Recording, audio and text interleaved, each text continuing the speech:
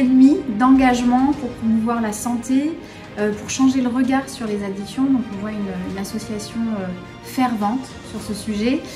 Sur la Corse, 40 ans d'existence avec plusieurs centres. On voit la nécessité d'être présent sur tous les territoires et la nécessité aussi de prévenir avec la prévention, de l'information, d'être accessible et de renforcer notre maillage territorial. Changer le regard sur l'addiction, ça veut dire quoi? Enlever le jugement? Enlever le jugement, arrêter la stigmatisation, avoir un accueil inconditionnel, pouvoir tout entendre, accompagner et déjà écouter, j'ai envie de dire.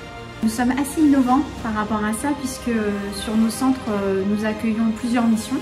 Les missions de CARUT, Centre d'accompagnement à la réduction des risques auprès des usagers de drogue, ainsi que XAPA, une mission de XAPA, Centre de soins et de prévention en addictologie, et nous avons aussi un pôle de prévention-formation. On voit l'intérêt là aussi que chaque soignant, chaque salarié d'Addiction France soit présent pour l'usager avec une vision très transversale du parcours et que nous puissions nous mobiliser dans une pluridisciplinarité pour répondre au mieux aux besoins et avoir une vision globale des situations et de l'usager et de son entourage.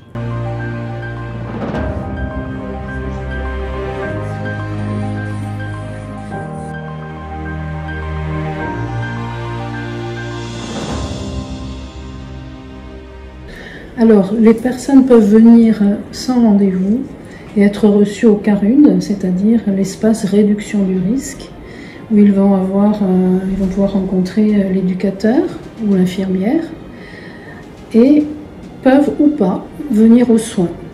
Donc, une personne qui ne veut pas voir un médecin n'est pas obligée de voir un médecin, il peut venir parler avec l'éducateur ou avec l'infirmière.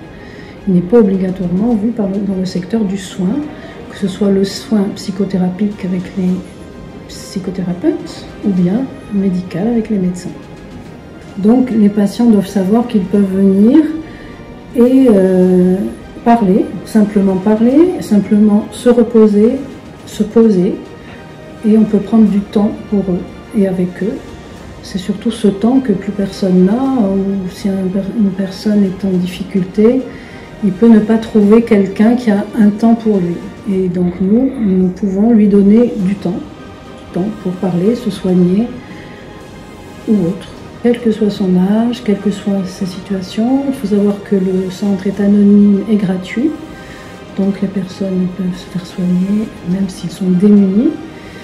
Et donc l'accueil est vraiment toute personne, accueil universel pour chaque individu. Et aussi les jeunes, puisque nous sommes responsables des consultations jeunes consommateurs. Ces jeunes consommateurs aujourd'hui sont nombreux. Malheureusement, en Corse et partout, et en Corse comme ailleurs. La société, elle évolue, et au gré de ces évolutions, les pratiques de consommation changent, il y a des nouveaux produits, et puis on a bien sûr le duo alcool-tabac qui est très présent aussi culturellement dans notre société.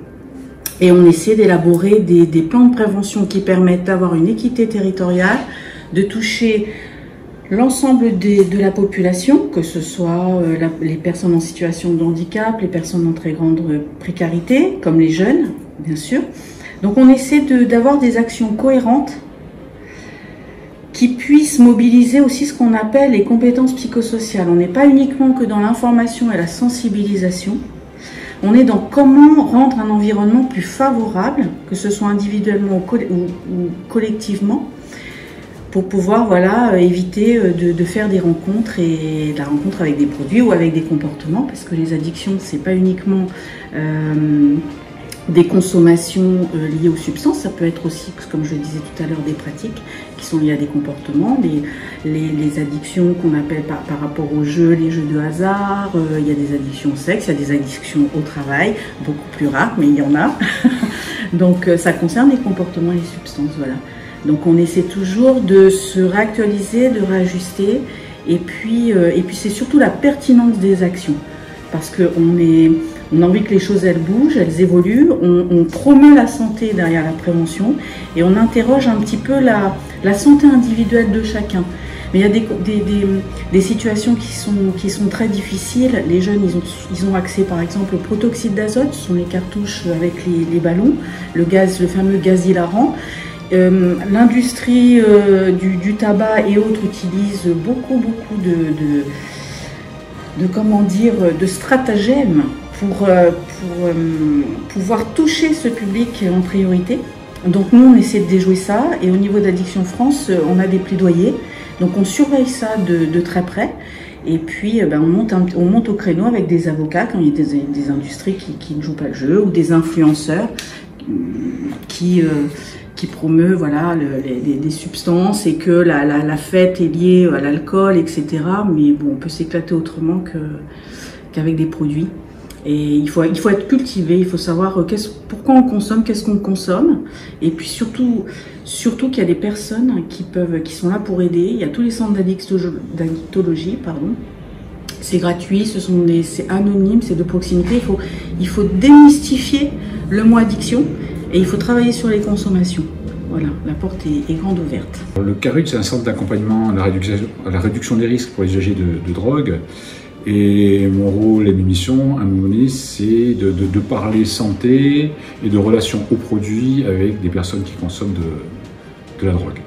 Ce sont des personnes qui viennent, donc qui sont addictes, qui ont envie de préserver leur capital santé et qui ont besoin de matériel. Donc nous, notre mission, c'est de distribuer du matériel à usage unique pour limiter les contaminations au niveau du VIH et de l'hépatite C. Et nous, nos missions, c'est quand même de parler de santé et de la préservation de la santé à travers ces contaminations-là. Et au-delà de ça, de commencer un travail motivationnel à l'arrêt si la personne le souhaite. Parce que quand on est dans l'addiction, on est dans la dépendance, on essaie bien souvent de faire comme on peut, pas forcément comme on veut.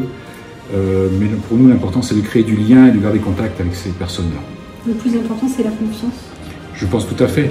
C'est la confiance, pouvoir parler de tout, pouvoir parler de leur usage, de leur pratique de consommation, de comment ils consomment, pour pouvoir amener, nous, des éléments de réponse en termes de réduction des risques.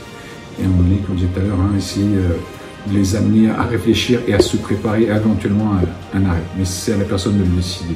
Pour nous, le matériel, c'est un outil de médiation. Ça permet de créer du lien et de créer une relation de confiance avec la personne. Après, une fois que la relation de confiance est créée, nous, l'énorme avantage qu'on a ici, c'est que si on doit prendre un rendez-vous avec un soignant, avec un médecin, avec un autre professionnel du soin, comme nous sommes dans les mêmes locaux, c'est très rapide, et donc du coup on se connaît tous et la personne connaît déjà le lieu.